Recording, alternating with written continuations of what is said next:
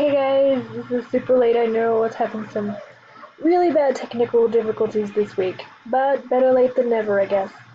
So here it is. What are my core motivations for becoming a teacher? I can get it to work. Okay, don't know what it is. There it is.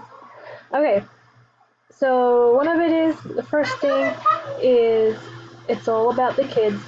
As you can hear, I have children in the background. So to be a teacher would mean that my schedule would align with theirs and I could keep them as my main focus in my life.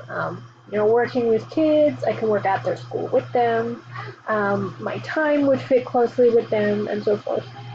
I also enjoy working with kids. I don't enjoy the little kids as much, but I do like I call fifth grade the golden year because they're not littles and you can talk to them, but they're not moody yet because they don't have hormones. So they're really a lot of fun.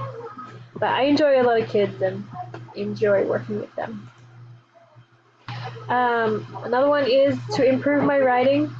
Um, this is one of my published books right here. I want to focus on being an English teacher, so consequently, my writing should improve as I refine my language and writing skills through doing that.